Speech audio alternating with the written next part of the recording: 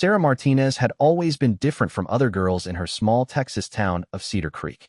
While her classmates spent their afternoons shopping at the local mall or gossiping about boys, Sarah could be found in her father's garage, surrounded by tools and engine parts. Her hands were perpetually stained with motor oil, and her fingernails bore the permanent mark of someone who wasn't afraid to get dirty. The garage had become her sanctuary ever since she was 8 years old. Her father, Miguel Martinez, owned the only auto repair shop in town, and Sarah had grown up watching him work magic on broken-down vehicles. What started as innocent curiosity had blossomed into a genuine passion for mechanics and engineering. By the time she turned 16, Sarah could diagnose engine problems better than most certified mechanics in the neighboring cities. Her mother, Carmen, often worried about Sarah's unconventional interests. "Mija, you should be thinking about college, about becoming a teacher or a nurse," she would say while folding laundry in their modest home. "Cars are for men. You need to find something more appropriate for a young lady." But Sarah's eyes would light up whenever she heard the rumble of an engine or caught sight of a classic car that needed restoration. The town of Cedar Creek was the kind of place where everyone knew everyone else's business. It was a community built around traditional values, where gender roles were clearly defined and rarely questioned. The men worked in construction, farming, or the local oil refinery, while the women typically found employment as teachers, secretaries, or stay-at-home mothers. Sarah's fascination with automotive technology made her an oddity that many residents didn't quite know how to handle. At Cedar Creek High School, Sarah faced constant ridicule from her peers. The popular girls would snicker when she walked by in her coveralls during lunch break, having spent the period helping Mr. Johnson, the shop teacher, repair the school's aging fleet of maintenance vehicles. The boys weren't much better, treating her interest in cars as either a phase she would outgrow or an amusing novelty that they could use to entertain themselves. "Look, it's Sarah the Grease Monkey," Jake Thompson would call out whenever she passed his table in the cafeteria. Jake was the quarterback of the football team, and his words carried weight among their classmates. His mockery always drew laughter from the surrounding tables, and Sarah learned to keep her head down and focus on her lunch rather than respond to their taunts. But Sarah's real nemesis was Derek Williams, the son of the town's wealthiest family. Derek's father owned 3 car dealerships across the county and had been grooming his son to take over the business since childhood. Derek had grown up around luxury vehicles and considered himself an expert on all things automotive. He couldn't stand that a girl from the wrong side of town thought she could compete in what he considered his domain. "Cars aren't toys for little girls to play with," Derek would say whenever Sarah tried to contribute to automotive discussions in their shared physics class. "Maybe you should stick to something more your speed, like cooking or sewing." His comments always came with a smug smile that made Sarah's blood boil, but she had learned that fighting back only made things worse.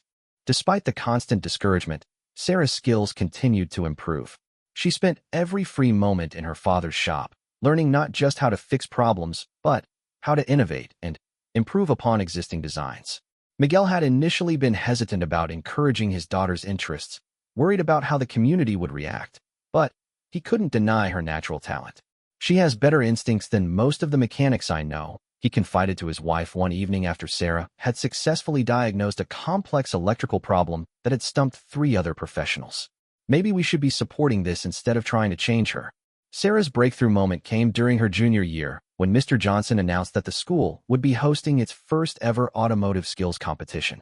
Teams of students would compete in various challenges, including engine diagnostics, repair speed trials, and custom modification projects.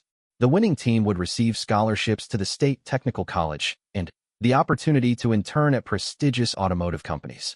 When Sarah approached Mr. Johnson about participating, he looked uncomfortable. "Sarah, I appreciate your enthusiasm, but this is going to be a very competitive event. The teams from other schools have been preparing for months, and they're all experienced male students. Maybe you should consider being a team manager or keeping score instead." The suggestion felt like a slap in the face. Sarah had been helping in the shop longer than any other student, had solved problems that stumped upperclassmen, and had shown more dedication to the program than anyone else. Yet because she was female, she was being relegated to a supportive role rather than being given the chance to compete. "I want to compete," Sarah said firmly, meeting Mr. Johnson's eyes. "I've earned the right to be on the team through my work and my knowledge. I'm not asking for special treatment, just the same opportunity as everyone else." Mr. Johnson shifted uncomfortably in his chair, clearly torn between his recognition of Sarah's abilities and his concerns about the reaction from parents, administrators, and the competing schools. Sarah, it's not that simple. This is a boys' competition. The other schools aren't expecting to compete against girls, and I'm not sure how they'll react. Then, maybe it's time for them to learn, Sarah replied, her voice steady despite the frustration building inside her. Skills don't have gender. Either I'm good enough to compete or I'm not. But that should be based on my abilities, not on what other people expect. The conversation continued for several more minutes, with Mr. Johnson listing various obstacles and concerns while Sarah systematically addressed each one. Finally, he agreed to let her try out for the team, though his reluctance was obvious. You'll have to prove yourself just like everyone else, he warned. And if there are any problems, any complaints from other schools or parents, you're off the team immediately. Sarah agreed to the conditions, knowing that she would be held to a higher standard than her male counterparts, but determined to exceed those expectations. She spent the following weeks preparing for tryouts, studying technical manuals late into the night, and practicing diagnostic procedures until she could perform them flawlessly. The day of tryouts arrived on a crisp October morning. 12 students had signed up to compete for the 6 spots on the team, and Sarah was the only female among them. As she walked into the shop wearing her cleanest coveralls and carrying her personally assembled toolkit, she could feel the eyes of her competitors following her every move. Derek Williams was there, of course, along with several other students who had made it clear that they didn't think Sarah belonged in the competition. They whispered among themselves as she set up her workspace, their comments just loud enough for her to hear. "This is going to be embarrassing," muttered Tom Bradley, a senior who worked part-time at his uncle's garage. "She's going to slow down the whole team. Maybe she'll quit when she realizes how hard this actually is," added Kevin Pierce, Derek's best friend and constant companion. "Girls always give up when things get tough." Sarah ignored their comments and focused on preparing for the first challenge, a diagnostic test where students would have to identify problems in 3 different vehicles within a 30-minute time limit. The engines had been deliberately sabotaged with various issues ranging from simple vacuum leaks to complex electrical failures. When Mr. Johnson called time to begin, Sarah approached the first vehicle methodically. It was an older Ford pickup truck with a rough idle and intermittent stalling. While several of her competitors immediately dove under the hood and started randomly checking components, Sarah took a different approach. She listened carefully to the engine's rhythm, noting the irregular pattern and the slight miss in the firing sequence. Rather than rushing to make adjustments, she connected a diagnostic computer and analyzed the data patterns. The readouts confirmed her suspicions. The truck had a faulty mass airflow sensor that was sending incorrect information to the engine control unit. Within 8 minutes, she had not only identified the problem but had also located the specific component that needed replacement. Moving to the second vehicle, a Honda sedan with a no-start condition, Sarah again employed her systematic approach. She checked for fuel pressure, verified spark at the plugs, and tested the compression in each cylinder. The problem turned out to be a failed fuel pump relay, a diagnosis she reached in just 6 minutes. The third challenge was the most complex, a BMW with an intermittent electrical problem that caused various systems to fail randomly. This was the type of issue that could frustrate even experienced technicians, as the symptoms might not appear during testing. Sarah spent extra time on this one, using an oscilloscope to monitor electrical patterns, and eventually discovering a corroded ground connection that was causing voltage fluctuations throughout the system. When the 30 minutes were up, Mr. Johnson collected the diagnostic reports from each student. Sarah had not only correctly identified all 3 problems, but had also provided detailed explanations of the root causes and recommended repair procedures. Her reports were more thorough and accurate than those submitted by students with more experience and formal training. The second round of tryouts involved a speed repair challenge. Students were given identical vehicles with the same mechanical problem and asked to complete the repair as quickly as possible while maintaining professional standards. The task was to replace a water pump on a Chevrolet engine, a job that typically required removing multiple components and careful attention to torque specifications. Sarah had performed this exact repair dozens of times in her father's shop, but she knew that speed would be crucial in this competition. She organized her tools efficiently, laid out all the necessary parts, and planned her approach before starting the timer. As the competition began, Sarah worked with quiet confidence. She removed the cooling system components methodically, careful not to damage any seals or gaskets. Her movements were precise and economical, wasting no time on unnecessary actions. While some of her competitors struggled with stuck bolts or forgotten steps, Sarah progressed steadily through the repair. Derek Williams, working at the station next to hers, kept glancing over to monitor her progress. His frustration was evident as he realized that Sarah was moving faster than he was despite his claims of superior experience. At one point, he made a mistake that required him to backtrack and redo several steps, costing him valuable time. "Focus on your own work," Sarah said quietly when she noticed Derek watching her instead of concentrating on his repair. The comment seemed to rattle him further, and his performance continued to suffer. When Sarah completed the water pump replacement and started the engine to verify her work, she had finished in just 42 minutes. The engine ran smoothly, with no leaks or unusual noises. Her repair was not only fast, but also professionally executed, meeting all the quality standards that Mr. Johnson had emphasized. Derek finished several minutes later, and his repair showed signs of hasty work. There was a small coolant leak from one of the connections, and the belt tension was not properly adjusted. Other students took even longer, with some failing to complete the repair within the allotted time. The final phase of tryouts was a written examination covering automotive theory, electrical systems, and diagnostic procedures. This was where Sarah's dedication to studying really paid off. While many of her competitors relied primarily on hands-on experience, Sarah had supplemented her practical knowledge with extensive reading and research. The questions covered topics ranging from basic engine operation to advanced emission control systems. Sarah worked through each problem carefully, drawing diagrams when necessary, and showing her calculations for technical specifications. She had learned early in her automotive education that understanding the theory behind the procedures was just as important as knowing how to perform them. When the results were posted the following Monday, Sarah's name appeared first on the list of team members. She had scored highest in both the practical and written portions of the tryouts, earning her spot through merit rather than sympathy or special consideration. The announcement created immediate controversy throughout the school. "This has to be some kind of mistake," Derek complained to anyone who would listen. "There's no way a girl could outperform guys who have been working on cars for years. The whole thing was rigged." But Mr. Johnson stood by the results. Despite his initial reluctance to include Sarah in the competition, he couldn't argue with her performance during tryouts. She had demonstrated superior knowledge, better problem-solving skills, and more professional work habits than any of the other candidates. The team was selected based on skill and knowledge, not on gender, he announced to the gathered students. "Sarah earned her spot just like everyone else, and I expect all team members to work together professionally."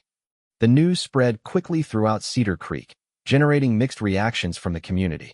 Some residents admired Sarah's determination and skill, seeing her success as proof that talent and hard work could overcome traditional barriers. Others were less supportive, viewing her inclusion on the team as an unnecessary disruption of established norms. Sarah's parents had conflicting emotions about their daughter's achievement. Miguel felt proud of her accomplishments, but worried about the negative attention she might face. Carmen was concerned about how the community would react, and whether this would hurt Sarah's chances of finding acceptance in other areas of her life. "Are you sure this is what you want?" Carmen asked her daughter one evening as they prepared dinner together. "People are talking, Mija. Some of them aren't saying nice things." Sarah looked up from the vegetables she was chopping, her expression determined. "Mom, I've spent my whole life listening to people tell me what I can't do because I'm a girl. I'm tired of limiting myself based on other people's expectations. I'm good at this, and I deserve the chance to prove it." The conversation marked a turning point in their relationship. Carmen began to understand that her daughter's passion for automotive technology wasn't just a hobby or a phase, but a genuine calling that brought out the best in her abilities and character. As word of the team selection spread beyond Cedar Creek, Sarah began receiving attention from unexpected sources. A local newspaper wanted to write a feature story about the first girl to make the automotive competition team. A regional technical college called to express interest in her future educational plans. Even some professional mechanics reached out to offer encouragement and advice. But for every supportive message, there seemed to be two more that questioned her qualifications or predicted her eventual failure. The pressure was intense, and Sarah knew that she would be scrutinized more closely than any of her male teammates. Every mistake would be magnified, and every success would be attributed to luck rather than skill. The team began practicing 3 times a week after school, preparing for the regional competition that would take place in 3 months. The challenges would be more complex than the tryouts, requiring teamwork as well as individual expertise. Sarah threw herself into the preparation, determined to prove that her selection had been the right choice. During these practice sessions, the dynamics within the team gradually began to change. While Derek and a few others maintained their skeptical attitudes, several teammates started to appreciate Sarah's contributions. Her diagnostic skills were genuinely superior to theirs, and her systematic approach to problem-solving helped the entire team improve their performance. "You know what you're doing," admitted Marcus Thompson, Jake's younger brother, after Sarah helped him understand a complex electrical schematic. "I was wrong about you not belonging here." These small acknowledgments meant more to Sarah than the recognition from adults, because they came from peers who had initially doubted her abilities.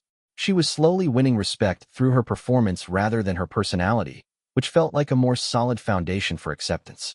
As the weeks passed, Sarah's confidence grew along with her skills. She began to see herself not as an intruder in a male domain, but as a pioneer opening doors for other girls who might share her interests. The thought of inspiring others gave her strength during the most difficult moments of doubt and criticism. The regional competition was approaching quickly, and Sarah knew that everything she had worked for would be tested in those crucial few days. The outcome would not only determine her team's success, but would also influence how future female students would be perceived in automotive programs. She was ready for the challenge, armed with knowledge, skill, and a determination that had been forged through years of proving herself in the face of skepticism. The girl who had been mocked and dismissed was about to show everyone exactly what she was capable of achieving. The morning of the regional automotive skills competition dawned gray and overcast, with a cold wind that seemed to cut right through the walls of the massive convention center in Austin.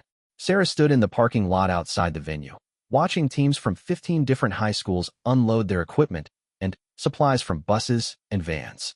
The sight was both intimidating and exhilarating. Each team appeared confident and well-prepared, their members wearing matching uniforms that spoke of established programs with years of experience.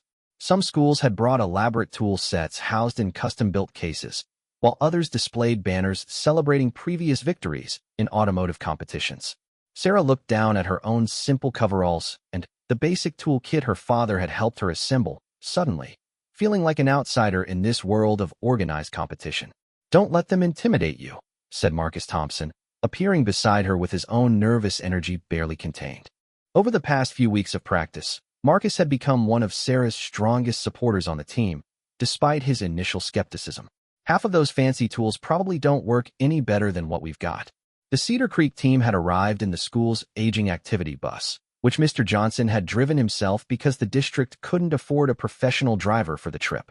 Their equipment was functional but far from impressive, consisting mostly of standard tools donated by local mechanics and auto parts stores. It was a stark contrast to the expensive gear being displayed by their competitors, particularly the team from Westfield Academy, a private school known for its well-funded technical programs. "Look at this setup," whispered Kevin Pierce, pointing toward the Westfield team as they arranged their equipment with military precision. "They've got diagnostic computers that cost more than my dad's truck. How are we supposed to compete with that?" Sarah watched the Westfield students work, noting their confident movements and expensive uniforms. Their team captain was a tall, athletic boy named Ryan Mitchell, whose father owned a chain of high-end auto dealerships. Ryan moved through the setup process like someone who had been preparing for this moment his entire life, checking equipment and directing his teammates with obvious authority. "Equipment doesn't solve problems," Sarah replied quietly to Kevin. "Knowledge and skill do. Those computers can't think for you or make up for poor diagnostics." But even as she spoke these words of confidence, Sarah felt the familiar butterflies in her stomach that came with being in new and challenging situations. This competition was unlike anything she had experienced before. The practice sessions at school had been intense, but they couldn't fully replicate the pressure and scrutiny she would face here. Derek Williams stood a few feet away, surveying the competition with his usual arrogant expression. He had been unusually quiet during the bus ride to Austin, perhaps finally realizing that this was serious business that would require genuine skill rather than just talk. "We should have brought more people," he muttered. "Half these teams have 8 or 9 members. We only have 6. "Quality over quantity," Mr. Johnson replied, overhearing Derek's complaint. "We made it here on merit, not on numbers." Everyone on this team earned their spot through performance, and I have confidence in each of you. The competition would take place over 3 days, with different challenges designed to test various aspects of automotive knowledge and skill. The first day focused on individual competitions, including diagnostic speed trials, precision measurement tests, and written examinations covering automotive theory. The second day would feature team-based challenges that required cooperation and coordination. The final day would culminate in a comprehensive project where teams would have 6 hours to completely rebuild and customize a provided engine. As the teams moved inside the convention center, Sarah was struck by the scale of the event. The main floor had been converted into multiple testing stations, each equipped with different vehicles and diagnostic equipment. Spectator seating surrounded the competition area, and she could see that many parents, teachers, and industry professionals had come to observe. Local news crews were setting up cameras near the registration tables, attracted by the unusual story of the first female competitor in the event's 12-year history. Sarah had hoped to avoid media attention and focus on the competition itself, but she realized that her presence had become a story that extended beyond automotive skills. Sarah Martinez from Cedar Creek High, a young woman with a microphone, approached as Sarah carried her toolkit toward the registration area. "I'm Jennifer Walsh from Channel 7 News. Could I ask you a few questions about being the first girl to compete in this event?" Sarah hesitated, glancing toward Mr. Johnson for guidance. She hadn't expected media attention and wasn't sure how to handle it. "I'd rather focus on the competition right now," she said politely. "Maybe we could talk after the events are finished?"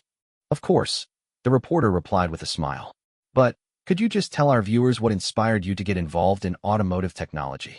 The question seemed innocent enough, but Sarah could see camera operators moving closer to capture her response. She was acutely aware that whatever she said would be broadcast to thousands of people, many of whom would be forming their first impression of her based on this brief interaction. "I've been working with cars since I was 8 years old," Sarah said, trying to keep her voice steady despite her nervousness. "My father owns a repair shop, and I discovered that I had a natural aptitude for understanding how engines work. I love the problem-solving aspect of diagnostics and the satisfaction of getting something running properly again.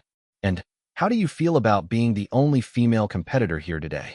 The question struck Sarah as loaded, designed to elicit a statement about gender rather than automotive skills.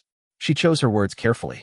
"I'm here because I earned a spot on my school's team through the same tryout process as everyone else.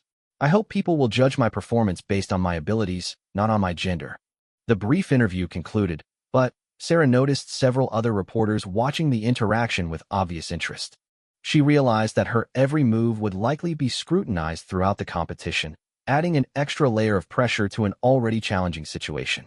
The first official event was the diagnostic speed trial, where individual competitors would have 30 minutes to identify problems in 4 different vehicles.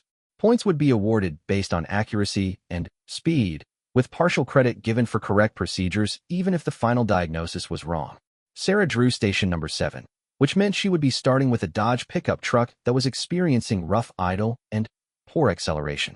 As she approached the vehicle, she could see competitors at nearby stations already diving under hoods and connecting diagnostic equipment.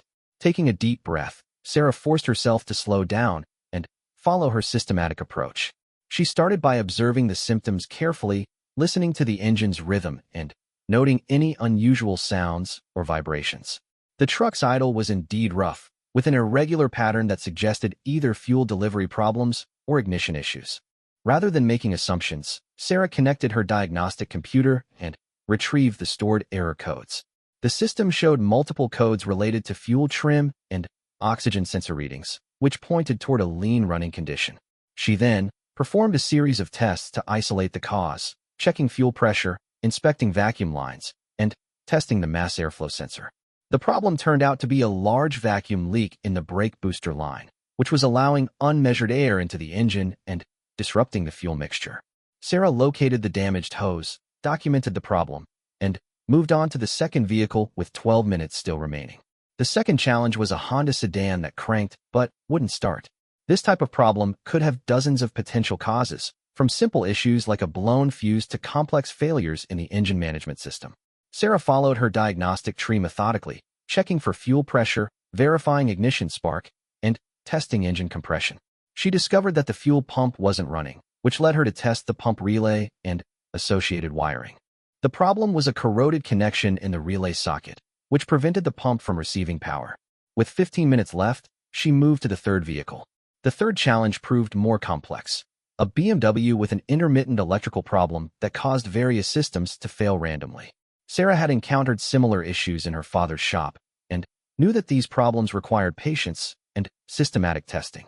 She used an oscilloscope to monitor electrical signals and eventually traced the issue to a failing ground connection that was causing voltage fluctuations throughout the vehicle's electrical system. The final vehicle was a Ford SUV with transmission problems. The vehicle would shift harshly and sometimes slip out of gear, symptoms that could indicate anything from low fluid levels to internal mechanical failure. Sarah checked the transmission fluid, which was at the proper level but showed signs of contamination. She then connected a scan tool specifically designed for transmission diagnostics and discovered error codes indicating problems with the shift solenoids.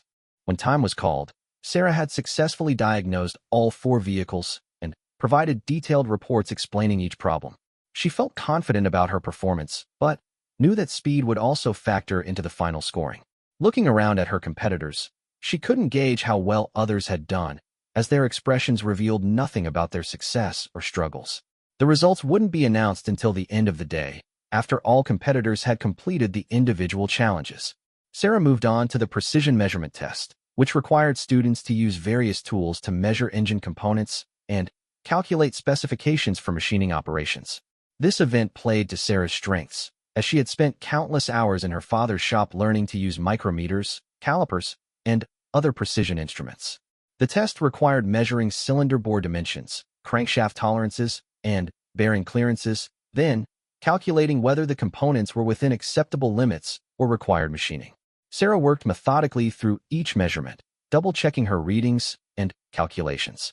She had learned early in her automotive education that precision was crucial when dealing with engine tolerances measured in thousandths of an inch. A small error in measurement could lead to catastrophic engine failure, so accuracy was more important than speed. The written examination was the final individual event of the day. The test covered automotive theory, electrical systems, emission controls, and diagnostic procedures.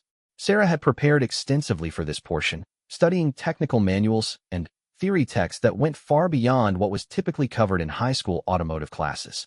The questions ranged from basic engine operation principles to complex scenarios requiring knowledge of computer-controlled systems. Sarah found herself drawing on not just her practical experience, but also the theoretical knowledge she had acquired through independent study. Some questions dealt with emerging technologies like hybrid powertrains and advanced emission control systems. One question asked students to diagnose a hypothetical problem based on a written description of symptoms and test results. The scenario described a vehicle with poor fuel economy and reduced power, along with specific readings from various diagnostic tests. Sarah worked through the problem systematically, considering different possibilities and eliminating options based on the provided data. Another section required students to explain the operation of specific systems, such as electronic fuel injection or computerized transmission controls. Sarah found these questions straightforward, as she had spent considerable time learning how these systems worked in theory as well as practice. When the written exam was completed, the first day of competition was officially over. Sarah joined her teammates in the hotel restaurant that evening, where they compared their experiences and tried to gauge their performance relative to other competitors. "I think I messed up the transmission diagnosis," admitted Tom Bradley, one of the quieter members of the team. "I've never worked on that BMW system before, and I couldn't figure out their scan tool interface." "The measurement test was harder than I expected," added Marcus.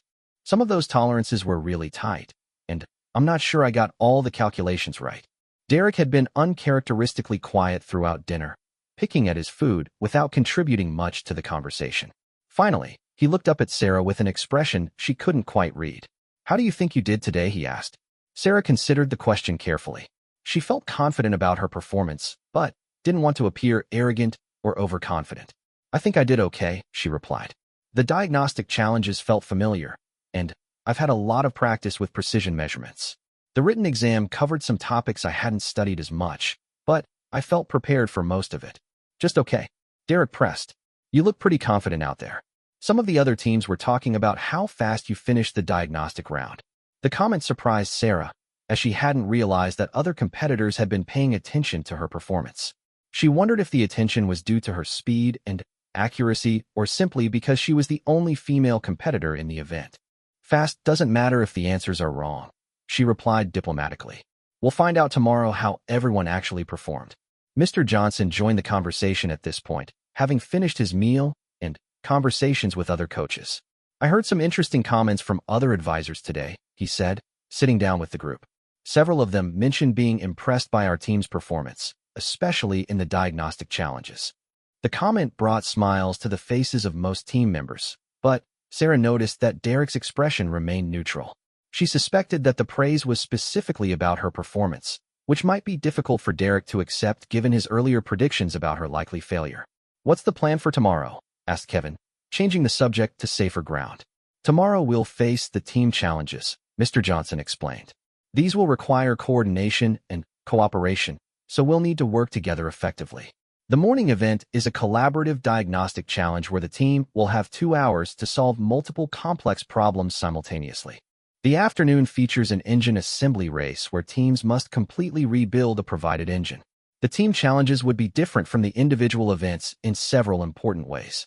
Success would depend not just on individual skills, but on how well the team members could communicate, delegate tasks, and coordinate their efforts. Sarah knew that this would test not only her technical abilities, but also her acceptance within the group. As the evening wound down and team members began heading to their rooms, Sarah found herself both excited and nervous about the challenges ahead. The first day had gone better than she had dared to hope, but she knew that the real test would come in the team events, where personality conflicts and cooperation issues could undermine even the most skilled groups. She spent the evening reviewing notes and technical manuals, preparing for whatever challenges the competition organizers might present. Outside her hotel window, the lights of Austin stretched into the distance, reminding her of how far she had come from the small-town garage where her automotive journey had begun. Tomorrow would bring new tests and new opportunities to prove herself, not just as an individual competitor, but as a valuable team member who could contribute to their collective success. Sarah felt ready for whatever challenges lay ahead. The second day of competition began with an announcement that sent ripples of excitement through the convention center. The individual results from day one were being posted, and Sarah's name appeared at the top of the diagnostic challenge leaderboard with a perfect score. She had correctly identified all 4 problems in the fastest time, earning maximum points for both accuracy and efficiency. The precision measurement results showed Sarah in 3rd place, with only minor point deductions for rounding errors on 2 calculations. Her written examination score placed her 2nd overall, just 3 points behind the leader from Westfield Academy. The combined scores put her in 1st place for individual performance, making her the highest-scoring competitor among 96 participants. The announcement created an immediate buzz throughout the venue. Competitors, coaches, and spectators who had dismissed Sarah as a novelty were forced to reconsider their assumptions. The girl who had been mocked and doubted had not only proven herself capable but had emerged as the competition's top performer. Unbelievable, muttered Ryan Mitchell from Westfield Academy, staring at the posted results with obvious frustration. His team had expected to dominate the individual events based on their expensive equipment and extensive preparation. Having a small-town girl outperform their star competitors was not part of their plan. Derek Williams stood beside Sarah as she studied the results board, his expression unreadable. For weeks, he had predicted her failure and questioned her qualifications. Now he was confronted with undeniable evidence of her superior performance. "Lucky first day," he said finally, his voice lacking its usual confidence. "Skill, not luck," replied Marcus Thompson, who had developed genuine respect for Sarah's abilities through their practice sessions. She earned every point up there. The team challenges would begin in 2 hours, giving competitors time to study the rules and develop strategies. The morning event was called the Collaborative Diagnostic Challenge, where teams would face 6 different vehicles with complex, interconnected problems. Success would require careful coordination and effective communication between team members. Sarah's teammates gathered around a table in the staging area to discuss their approach. The rules specified that each team member would be assigned to work on specific vehicles, but they would be allowed to consult with each other and share diagnostic equipment. Points would be awarded based on the accuracy of their solutions and the time required to complete all 6 diagnoses. "We need to play to our strengths," said Mr. Johnson, spreading out the challenge description and vehicle assignments. Sarah should take the most complex diagnostic problems since that's clearly her strongest area. The rest of you can handle the more straightforward issues and support her as needed. The suggestion made strategic sense, but Sarah could see reluctance in Derek's eyes. As the self-proclaimed automotive expert on the team, he was uncomfortable with the idea of playing a supporting role to someone he had consistently dismissed as unqualified. Maybe we should distribute the workload more evenly, Derek countered. We don't want to put too much pressure on any one person, and we should all get equal opportunities to contribute. Sarah recognized the underlying tension in Derek's suggestion. He was struggling to accept that her diagnostic skills were superior to his, despite the clear evidence from the previous day's results. I'm comfortable taking whatever assignment gives the team the best chance to succeed, she said diplomatically. The assignments should be based on proven ability, Marcus said firmly. Sarah scored highest in diagnostics yesterday, so she should handle the most challenging problems. This isn't about ego or equal distribution. It's about winning. The conversation continued for several more minutes, with Derek maintaining his position while the rest of the team gradually sided with the strategic approach. Finally, Mr. Johnson made the decision for them. Sarah will take vehicles 1 and 2, which appear to have the most complex problems. Derek and Marcus will handle vehicles 3 and 4. Tom and Kevin will work on vehicles 5 and 6. Everyone will share information and support each other as needed. When the team challenge began, Sarah approached her assigned vehicles with focused determination. Vehicle 1 was a late-model Mercedes with a variety of electrical problems that seemed unrelated but might have a common cause. The symptoms included intermittent power window failures, random airbag warning lights, and occasional stalling at idle. Sarah began by checking the vehicle's electrical grounds, suspecting that a poor connection might be causing multiple systems to malfunction. She used a digital multimeter to test voltage at various points throughout the electrical system, looking for patterns that might indicate the source of the problems. Meanwhile, Derek was working on Vehicle 3, a Ford pickup truck with transmission problems. The truck would shift roughly and sometimes refuse to engage certain gears. Derek immediately focused on the transmission control module, assuming that the computerized system was at fault. Derek, check the transmission fluid condition first, Sarah called out from her workstation. She had noticed that he was bypassing basic diagnostic steps in favor of more complex testing procedures. I know what I'm doing, Derek replied curtly. This is obviously a computer problem.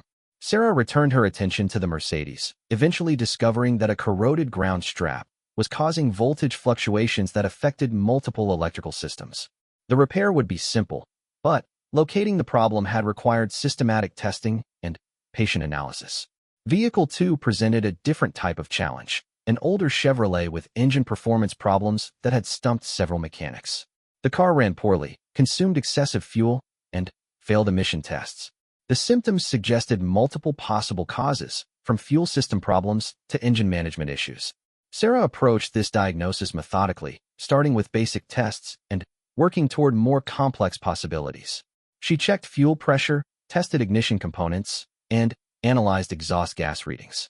The problem turned out to be a combination of issues, a partially clogged fuel injector and a failing oxygen sensor that was providing incorrect feedback to the engine control unit. As Sarah worked through her diagnoses, she could hear Derek struggling with the Ford transmission problem. His assumption about computer failure had proven incorrect, and he was now trying different approaches without a clear diagnostic strategy. The clock was ticking, and his frustration was becoming obvious. Need some help over there? Sarah called out during a brief break in her own work.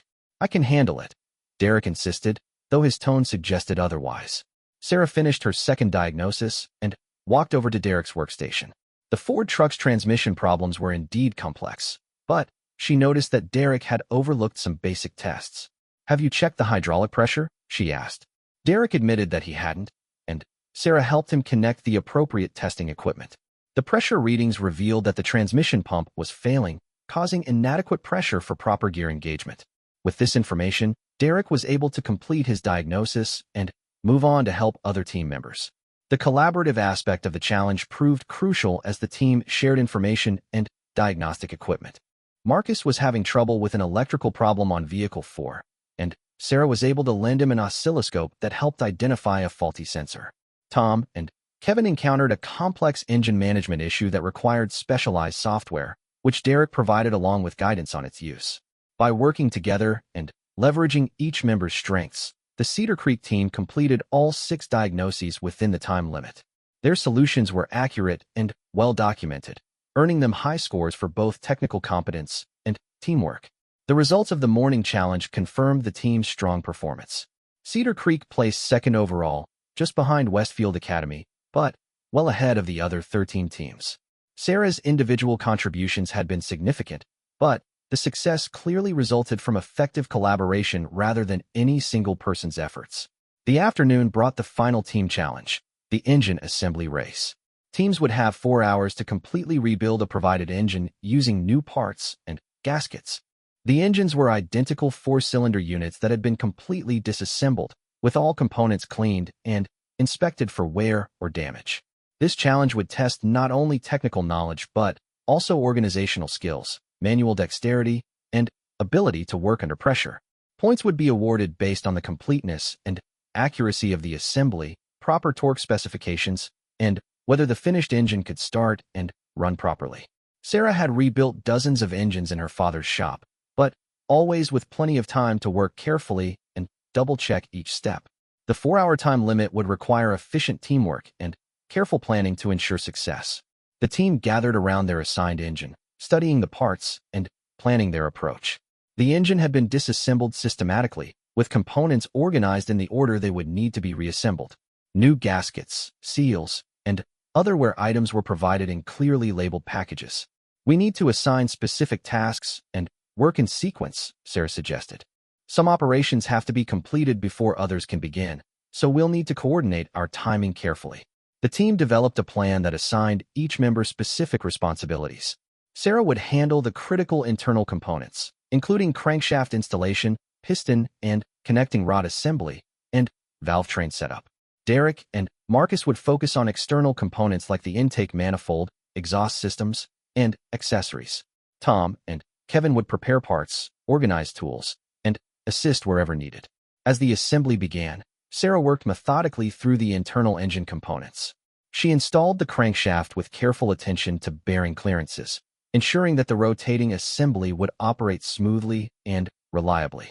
Each step required precise measurements and proper torque specifications. The piston and connecting rod assembly was particularly critical, as any errors could result in catastrophic engine failure. Sarah double-checked the ring gaps, verified the bearing clearances, and used proper assembly lubricants to protect the components during initial startup. Derek handled the cylinder head installation, which required careful attention to the head gasket placement and torque sequence. This was a critical operation that could affect engine compression, coolant sealing, and overall performance. Despite his earlier struggles, Derek demonstrated solid technical skills when working with familiar procedures. Marcus assembled the valve train components, including camshaft installation and timing belt setup. The timing had to be precisely set to ensure that the valves would open and close at exactly the right moments in relation to piston position. Any errors in timing could prevent the engine from running or cause severe internal damage. As the assembly progressed, the team developed an effective rhythm of cooperation. Team members communicated constantly, sharing tools and information while maintaining focus on their individual responsibilities. Sarah found herself naturally taking on a coordination role, helping to resolve conflicts and ensure that all operations were completed in the proper sequence. "Tom, we need the intake manifold gaskets ready in about 10 minutes, she called out while installing the timing belt. "Kevin, can you start preparing the ignition components?" "Derek, how's the head torque coming?" The constant communication helped prevent delays and ensured that all team members remained focused on the overall objective. Sarah noticed that Derek seemed more comfortable working as part of a coordinated team rather than trying to prove his individual superiority. With 1 hour remaining, the engine assembly was nearly complete. All internal components had been installed correctly, and the team was working on final details like accessory mounting and fluid connections. The engine looked professional and complete, but the real test would come when they attempted to start it. The startup procedure required careful attention to initial lubrication, proper fuel and ignition system operation, and monitoring for any signs of problems. Sarah took the lead on the startup, as her diagnostic skills would be crucial if any issues arose. When Sarah turned the ignition key, the engine cranked for a few seconds before catching and settling into a steady idle. The sound was smooth and even, indicating that the assembly had been completed correctly. The team monitored oil pressure, coolant temperature, and other vital signs as the engine warmed up. After running for the required 10 minutes without problems, the engine was shut down and inspected by competition judges. They checked torque specifications, verified proper assembly procedures, and confirmed that all components had been installed correctly. The Cedar Creek team had completed their engine assembly with 20 minutes to spare, and their work met all technical requirements. The engine ran smoothly and showed no signs of leaks or mechanical problems. It was a successful conclusion to a challenging day of competition. As the results were being tabulated, Sarah reflected on how much the team dynamics had changed over the course of the competition. Derek's initial hostility had been replaced by grudging respect, and the entire team had learned to work together effectively. The success had been truly collaborative, with each member contributing their strengths to the collective effort. The final team challenge results confirmed their strong performance. Cedar Creek placed first in the engine assembly competition, earning maximum points for technical accuracy and completing the project ahead of schedule. Combined with their second-place finish in the morning diagnostic challenge, they were positioned well for the overall team standings. But the most significant change wasn't reflected in the scores or standings. The team had evolved from a group of individuals with conflicting personalities into a cohesive unit that could accomplish complex tasks through effective cooperation. Sarah had proven not only her individual technical abilities, but also her value as a team member and natural leader. As they prepared for the final day of competition, Sarah felt a sense of accomplishment that went beyond winning or losing. She had earned the respect of her teammates and demonstrated that skill and determination could overcome prejudice and skepticism. The girl who had been mocked for her automotive interests was now recognized as one of the competition's top performers. The third and final day of competition arrived with an electric atmosphere that filled every corner of the convention center. News of Sarah's outstanding performance had spread throughout the automotive industry, drawing additional spectators including professional mechanics, technical school recruiters, and representatives from major automotive companies. The girl from Cedar Creek who had started the competition as a curiosity had become its most compelling story. The final challenge would be the most comprehensive test of the entire event, the Masters Project. Each team would receive a completely disabled vehicle that had been deliberately sabotaged with multiple, interconnected problems. The teams would have 6 hours to diagnose all issues, perform necessary repairs, and return the vehicle to full operating condition. This challenge would require every skill they had demonstrated throughout the competition, plus the ability to work under extreme pressure. Sarah woke before dawn, her mind already racing through potential diagnostic strategies and repair procedures. The hotel room was quiet except for the soft breathing of her roommate, a girl from another school who had been eliminated after the first day. As Sarah prepared for what could be the most important day of her young automotive career, she reflected on the journey that had brought her to this moment. 3 days ago, she had been just another high school student with an unusual hobby. Now she was being discussed in automotive trade publications and had received preliminary scholarship offers from 3 different technical colleges. The transformation felt surreal, but she knew that today's performance would determine whether her success would be remembered as a flash of luck or the beginning of a significant career in automotive technology. The Cedar Creek team gathered for breakfast in the hotel restaurant, where the conversation was unusually subdued. Everyone understood the magnitude of the challenge ahead, and the pressure was affecting each team member differently. Marcus seemed energized by the competition, while Tom appeared nervous about the increased attention. Derek had been uncharacteristically quiet since learning about the scholarship offers Sarah had received. "Whatever happens today," said Mr. Johnson, looking around the table at his team, "you should all be proud of what you've accomplished. 3 days ago, most people didn't think we belonged in this competition. Now we're in contention for the overall championship." The comment was meant to be encouraging, but Sarah could see that it had the opposite effect on Derek. For him, the team's success highlighted his own relative shortcomings and challenged his long-held beliefs about his automotive expertise. Sarah felt sympathy for him, understanding that having your assumptions proven wrong could be difficult to accept. "We've all contributed to getting this far," Sarah said, trying to include Derek in the success. "Today's challenge will require everyone's best effort, and we'll need to support each other just like we did yesterday." The Masters Project vehicles were revealed when the teams assembled in the main competition area. Each team faced an identical late-model sedan that appeared to be in excellent condition from the outside. The competition organizers had spent weeks systematically disabling various systems in ways that would create complex diagnostic challenges. The vehicles had been prepared by professional technicians who specialized in creating training scenarios for automotive schools. They had introduced problems ranging from simple component failures to sophisticated electronic issues that would require advanced diagnostic skills to identify and resolve. Teams will have 15 minutes to perform an initial inspection before the official timer begins, announced the competition director. You may look at the vehicle and discuss strategy, but you cannot use tools or diagnostic equipment during this period. Sarah approached their assigned vehicle methodically, starting with a visual inspection of the exterior and interior. The car appeared normal except for obvious symptoms. The engine wouldn't start, several warning lights illuminated the dashboard, and the vehicle showed signs of electrical problems affecting multiple systems. "This is going to be complex," she said to her teammates as they gathered around the front of the vehicle. "The symptoms suggest multiple problems that might be related. We'll need to approach this systematically and avoid getting distracted by red herrings." Derek lifted the hood and examined the engine compartment, looking for obvious signs of tampering or deliberately created problems.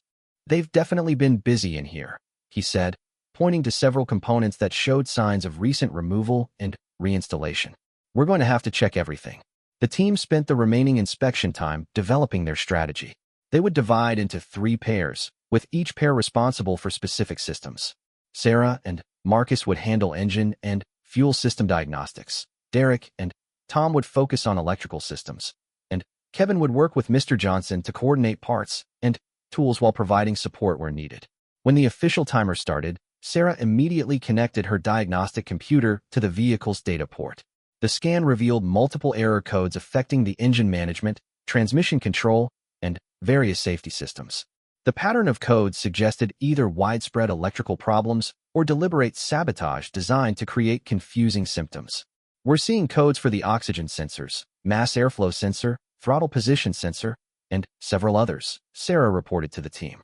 But this many sensor failures would be extremely unusual in a normal vehicle. Someone has been systematically creating problems. While Sarah analyzed the diagnostic data, Marcus began checking basic engine functions. He verified that the engine had proper compression, that the fuel system was delivering pressure to the injectors, and that the ignition system was producing spark at the spark plugs. These fundamental tests would help determine whether the problems were electronic or mechanical in nature. Derek and Tom were working on the electrical systems, using multimeters and oscilloscopes to trace voltage and ground connections throughout the vehicle. They quickly discovered that several ground straps had been loosened, creating the kind of electrical problems that could cause multiple system failures. "Found some of the electrical issues," Derek called out. "They've loosened ground connections in 3 different locations. That explains some of the crazy error codes we're seeing." The discovery of deliberately loosened connections confirmed that the competition organizers had created interconnected problems rather than random component failures. This meant that fixing one issue might resolve several symptoms, but it also suggested that there were likely additional, more subtle problems still to be discovered. As the team worked through the systematic repairs, Sarah found herself naturally coordinating their efforts. Her diagnostic skills allowed her to understand the relationships between different problems, helping the team prioritize their work and avoid unnecessary repairs. "The oxygen sensor codes are probably false alarms caused by the electrical problems," she explained to Marcus. "Let's focus on the ground connections first, then recheck the codes to see what's actually failing."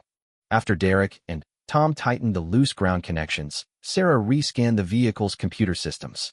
Several error codes had disappeared, confirming that they were related to the electrical problems rather than actual component failures.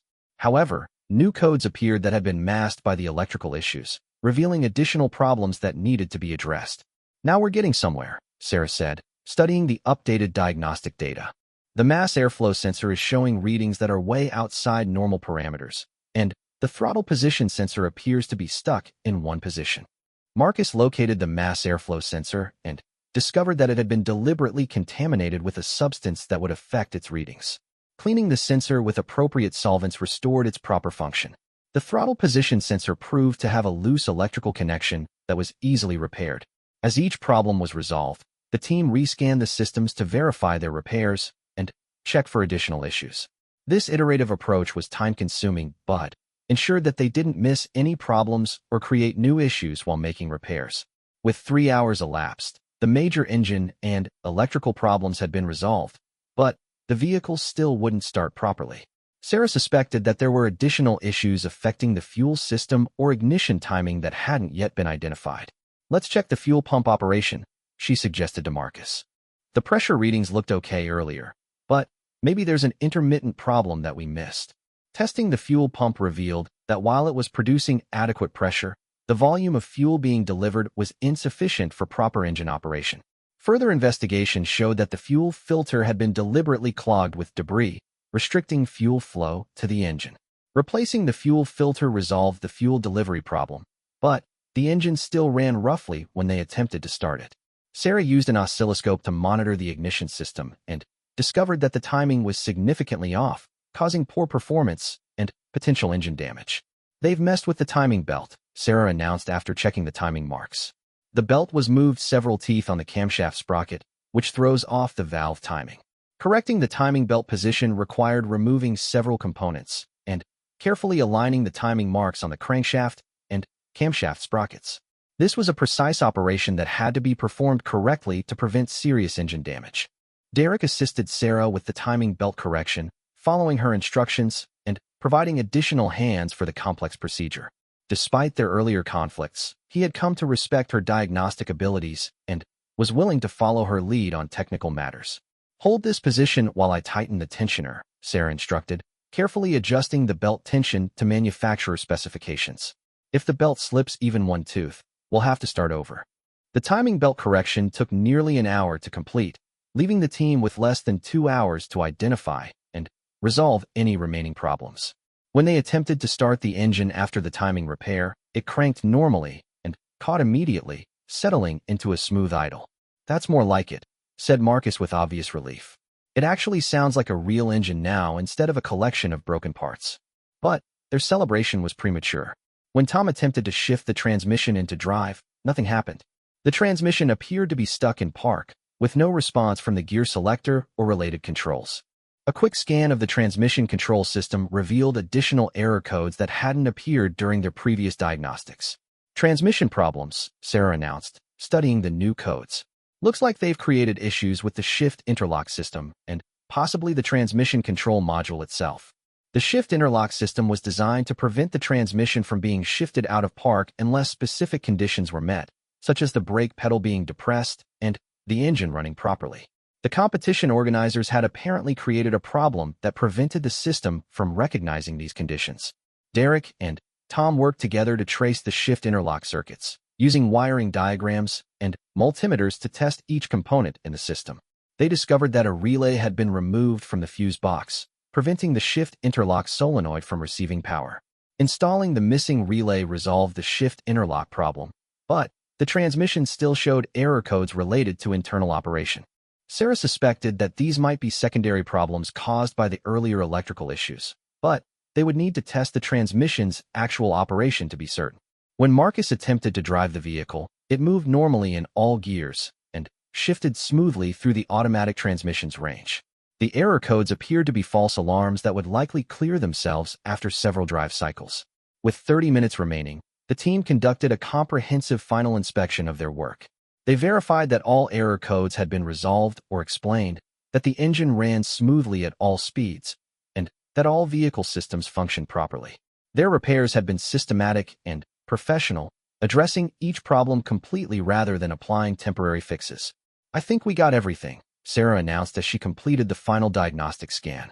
"All systems are showing normal operation, and the vehicle is running as well as it did when it was new." The competition judges conducted their own inspection of each team's work, using standardized tests to verify that all problems had been correctly identified and repaired. They checked for proper operation of all systems, confirmed that repairs met professional standards, and ensured that no new problems had been created during the repair process. When the judges finished their inspection of the Cedar Creek vehicle, their expressions revealed nothing about the team's performance. The results wouldn't be announced until all teams had completed the challenge and undergone the same rigorous inspection process. As Sarah cleaned her tools and reflected on the day's work, she felt a deep sense of satisfaction regardless of the final results. The team had worked together effectively, approached complex problems systematically, and demonstrated professional-level diagnostic and repair skills. They had proven themselves capable of competing at the highest level of automotive competition. The other teams were still working frantically to complete their repairs as the 6-hour deadline approached. Several vehicles remained inoperable, and some teams appeared to be struggling with fundamental diagnostic procedures. The contrast highlighted how far the Cedar Creek team had progressed in their technical abilities and teamwork skills. "Whatever the judges decide," said Mr. Johnson as the team gathered their equipment, "you should all be proud of what you accomplished today. That was professional-level work under serious pressure, and you handled it like experienced technicians." Derek approached Sarah as they prepared to leave the competition area. "I owe you an apology," he said quietly, his usual arrogance replaced by genuine humility. "You were right about everything, and I was wrong about pretty much everything. I've learned a lot from watching you work." The apology meant more to Sarah than any trophy or recognition possibly could. Earning the respect of someone who had initially dismissed her abilities represented a personal victory that transcended the formal competition results. She had proven herself not just as a skilled technician, but as someone who could lead and inspire others to achieve their best performance. The announcement ceremony began 2 hours after the final challenge concluded, giving the judges time to compile scores and verify the results. The convention center's main auditorium had been transformed into an awards venue, with rows of chairs facing a raised platform where competition officials would announce the winners. Sarah sat with her teammates in the designated Cedar Creek section, her heart pounding with nervous anticipation. The past 3 days had transformed her life in ways she never could have imagined. What had started as a simple desire to prove herself had evolved into something much larger. Representatives from major automotive companies had approached her during breaks in the competition, expressing interest in potential internships and scholarship opportunities. Technical colleges had made preliminary offers that would cover her entire education. Most importantly, she had gained the respect of peers who had initially dismissed her as an outsider. The ceremony began with recognition of individual achievements in the preliminary challenges. Sarah's name was called first for the diagnostic speed trial, where she had achieved a perfect score while finishing in record time. As she walked to the platform to accept her medal, the applause seemed louder and more sustained than for previous winners. Sarah Martinez from Cedar Creek High School not only achieved a perfect diagnostic score, announced the competition director, but she completed the challenge in 28 minutes, breaking the previous record of 31 minutes that had stood for 4 years. The announcement sent a buzz through the audience. Breaking a long-standing record was significant enough, but doing so as the first female competitor in the event's history made it truly remarkable. Sarah felt the weight of the moment as photographers captured her receiving the medal and record certificate. Individual awards continued with precision measurement and written examination results. Sarah placed third in measurements and second in the written exam, earning additional medals and further cementing her status as one of the competition's top performers. But the team awards would be the most significant, as they reflected collaborative achievement rather than individual success. The team challenge results combined scores from the collaborative diagnostic challenge and the engine assembly race, the director explained. These events tested not only technical skills, but also communication, coordination, and ability to work under pressure. Cedar Creek's second-place finish in the diagnostic challenge was announced first, earning them a bronze medal and establishing their credibility among the competing teams. But the engine assembly results would be more crucial, as they carried higher point values in the overall scoring. The engine assembly race challenged teams to completely rebuild a complex 4-cylinder engine within 4 hours, the director continued. Teams were judged on accuracy, completeness, and whether their finished engines could start and run properly. Sarah held her breath as the results were announced in reverse order. Third place went to a team from Dallas that had completed their engine but encountered timing problems that prevented smooth operation. Second place was awarded to Austin Technical Academy, whose engine ran well but required extra time to complete. First place in the engine assembly race, with a perfect score and 20 minutes remaining on the clock, goes to Cedar Creek High School. The announcement brought cheers from the small group of Cedar Creek supporters who had made the trip to Austin. Sarah's teammates exchanged high fives and congratulations, but they all knew that the overall championship would depend on the Masters project results, which carried the highest point values of the entire competition. The Masters project represented the ultimate test of automotive diagnostic and repair skills, the director announced as the auditorium fell silent. Teams faced vehicles that had been systematically disabled with multiple, interconnected problems. Success required advanced diagnostic abilities, professional repair skills, and effective teamwork under extreme pressure. The results would be announced in ascending order, with the winning team revealed last. As each team's performance was described, Sarah tried to gauge how her team's results compared to the competition. Several teams had failed to complete all necessary repairs within the time limit. Others had correctly identified problems, but made errors during the repair process that prevented proper vehicle operation. Third place in the Masters project goes to Westfield Academy, who correctly identified all major problems, but required additional time to complete their repairs. Westfield had been considered the heavy favorite for the overall championship, with their expensive equipment and extensive preparation. Their third-place finish opened the door for other teams to claim the top positions. Second place goes to Austin Technical Academy, who completed all repairs within the time limit and restored their vehicle to full operating condition. Cedar Creek had not yet been mentioned, which meant they had either finished first or had performed poorly enough to be excluded from the top three. Sarah felt her pulse quicken as she waited for the final announcement. First place in the Masters project, with a perfect score and exceptional diagnostic work, goes to Cedar Creek High School. The announcement triggered sustained applause from throughout the auditorium. Even competitors from other teams seemed to appreciate the underdog story that Cedar Creek represented. Sarah felt tears of joy welling up in her eyes as she realized that their team had achieved something truly special. But the overall championship would be determined by combining scores from all events throughout the three-day competition. The calculations were complex, taking into account individual performances, team challenges, and the Masters project results. Sarah knew that their strong finishes in most events had positioned them well, but she couldn't predict the final outcome. The overall team championship is awarded to the school with the highest combined scores across all events, the director explained. This year's competition was exceptionally close, with the top three teams separated by fewer than 15 points. The announcement of third place went to Austin Technical Academy, whose consistent performance had earned them a podium finish despite not winning any individual events. Second place was awarded to Westfield Academy, whose early strong performance had been offset by their struggles in the final challenge. The 2025 Regional Automotive Skills Competition Championship, with a record total score of 487 out of 500 possible points, goes to Cedar Creek High School. The auditorium erupted in applause and cheers that seemed to shake the building's foundation. Sarah's teammates lifted her onto their shoulders as they celebrated a victory that none of them had dared to imagine when the competition began. Mr. Johnson had tears streaming down his face as he watched his students receive recognition that would change their lives forever. The record total score was particularly significant, representing the highest level of performance in the competition's 12-year history. The previous record of 471 points had been set by a powerhouse technical school with resources far beyond what Cedar Creek could offer. Sarah's individual contributions had been crucial to achieving this unprecedented score. As the team made their way to the platform to receive the championship trophy, Sarah was approached by Jennifer Walsh, the television reporter who had interviewed her on the first day of competition. "Sarah, how does it feel to have led your team to not just a championship, but a record-breaking performance?" the reporter asked, holding a microphone toward her.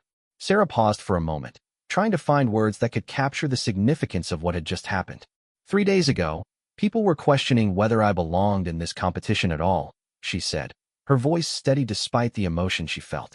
Today, we proved that skill and determination matter more than expectations or stereotypes. This isn't just my victory. It's a team achievement that shows what's possible when people support each other. The interview was broadcast live on local television, instantly making Sarah's story known throughout the region. Within hours, the footage would be picked up by national news networks, turning her into a symbol for young women pursuing careers in traditionally male-dominated fields.